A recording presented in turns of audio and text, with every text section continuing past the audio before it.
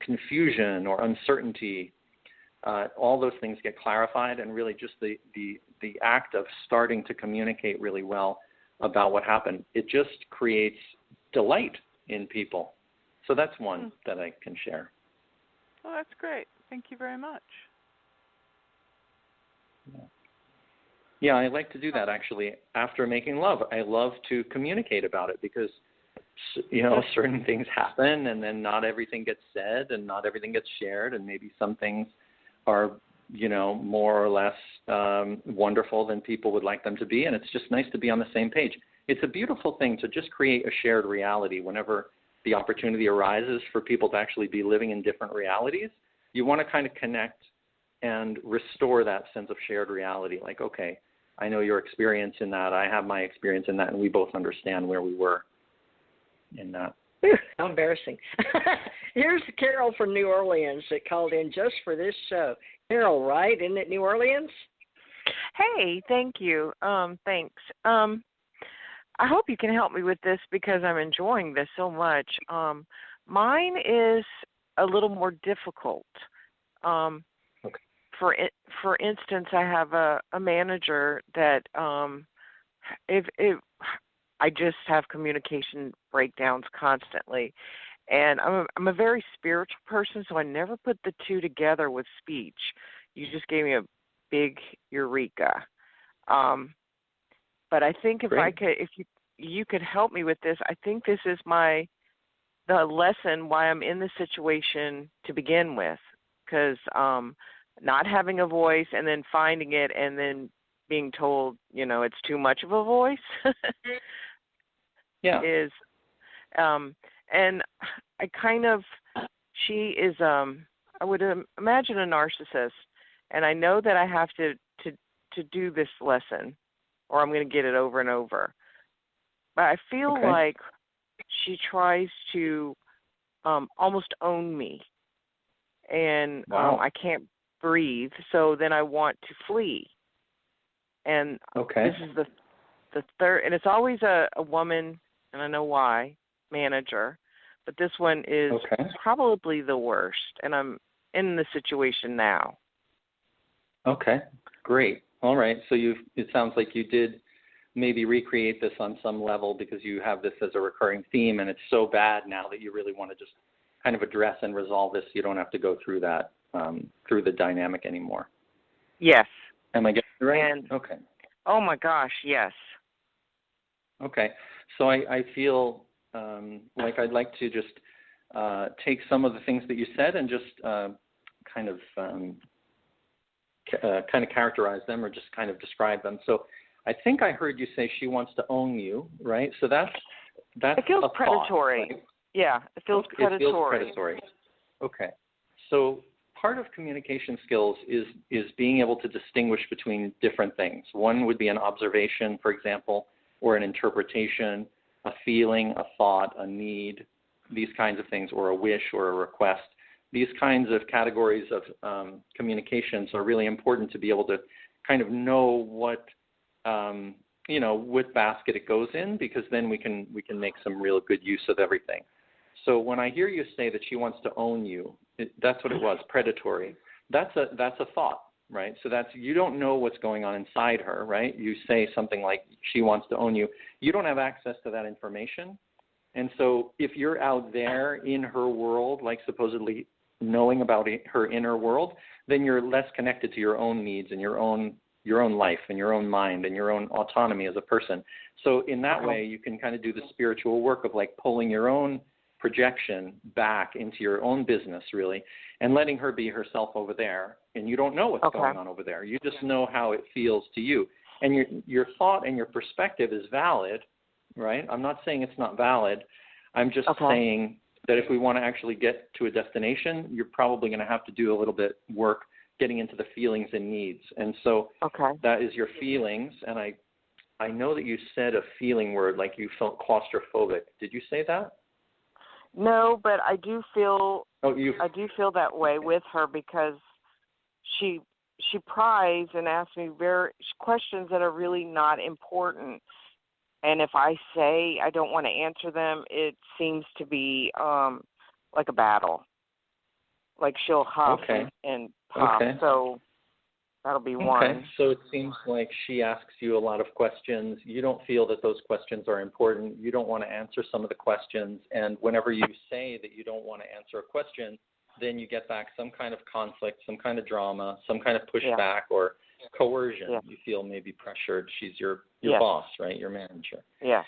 Yeah, and you would like to. This is good to kind of get into a specific situation. So when she asks you a question you don't want to answer, you don't feel like it's her business, and you just don't want to do that, and you try to say, I don't want to answer, she just jumps into some kind of a mode where she makes you wrong for not wanting to answer. She tries to coerce you, shame you, dominate you, control you, like that. And you would like to be able to say no and be free of those behaviors. That's kind of what we're talking about, right? Okay. Right. So can you give me an example of how you I'm sorry? Like I deflect or try to make humor in it. Okay. Just you to, deflect. to Yeah. pivot away from it. But And I'm tired I remember of that. that you I want said, to speak. Yeah. I want to speak Okay. what are my needs and not have to be a comedian or the peacemaker or the coddler. Hallelujah. Yeah. You want to be able to say what's on your mind and have it be received Respected. and honored, respected. Yes. Oh, yes. Okay, great. So can you give me an example of something that you would say or something that she would say? Yeah. Just some kind of a back and forth? Yeah. When we say we take turns at work, and it's sales based, and so she takes a turn, I take a turn, she takes a turn, and if her turns don't go well, she wants to know, what my turn incurred. Like, did it have 1 or 2? Was it a high or low price? And I said, it really doesn't matter. It was my turn, and she starts getting mad at me and saying, fine, she'll say my name, fine, Debbie, like, you really shouldn't have been here because you came in late, and if you weren't late, it would have been mine, and you took something from me. Like that. But it's not true, it's not true. Yeah, I hear you. Yeah. So I would like to move back. I understand people who communicate like that. I believe that if people were able to understand those kinds of communications, they wouldn't be so impacted by them. But anyway, that's a totally different topic that we've talked about later or another time. But when you said it doesn't matter, so that's like a declaration of reality, right? So you're kind of using what I like to call omniscient voice, right? Like the God voice, like I'm telling you the truth, and the truth for everybody, including you, is that it doesn't matter. And it can occur to other people as dismissive or dominating or just getting into their own business. Whereas if you were to say something like, you could just say, I don't want to answer that. I mean, that brings, like, whenever we use I statements, that is more like a subjective communication about what's true for us. And in that way, it's probably going to be hard for her to hear, if I'm understanding her character correctly. But nevertheless, if she does give you the same response, you can be even more sure that it has nothing to do with you. Because when you say, I don't feel like sharing that with you, she can do a couple things. She can ask you why you don't want to do it. She can start negotiating with you. She could try to do what she was doing, which is kind of telling a story that paints you in a bad light and try to coerce you or dominate you or make you afraid to say no in the future. So you get to kind of see you're saying I don't want to share that with you is like a blank canvas that she can paint whatever is her inner reality on. So I imagine that she'll probably do the same thing, but you could even ask her, I don't feel like that's good. I would do it for you if we were to negotiate it with you, and you can pay me, or you could provide something for me that I like, and then we can, but that's just if you feel like negotiating. It sounds like you just want to be able to say no and have it be heard and respected. Right. I want to be a stronger communicator as far as you shouldn't feel that you could ask me that kind of a question. I mean, I really feel this is my lesson. Great. I feel this is my Beautiful. lesson because she even would touch me, and I went to, like, she would just find ways to touch me. That's where the owning place comes from. So I actually had to go to HR, and they, ask her not to touch me personally, like in any way.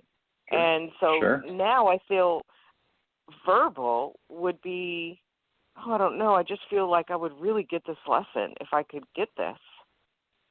Okay, wonderful. So, yeah, absolutely. I wouldn't want my manager touching me when it didn't feel good under any circumstances, and you should have that right to feel safe and autonomous while you're at work. So how I would, but it's a little complicated because obviously she's your manager, and so there are all kinds of other implications involved. But if it were someone, let's just try to address it, assuming there are no other complications involved, because that would be, we're going to just have to go ahead with that. Okay. And I would say something like, when I feel your arm on my shoulder, and I want to let you know that when you did that just now, I had like a negative experience come up, and I noticed a negative experience in my body come up when you did that. And you could just say that.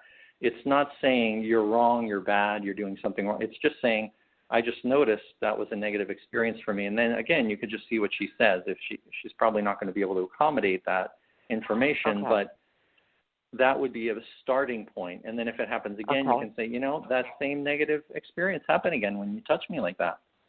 And bringing it up. She hasn't done it since she got in trouble with HR, but the verbal has been worse because that's the only tool she has right now. I see. Wow, that is tough. So I'm imagining that she's really giving you a barrage of verbal abuse as a way to how do you handle control. Well, how do you handle people that are, that's great, verbally abusive to you or controlling? Well, usually it depends. It depends. Yeah, I would probably distance myself from them if I could.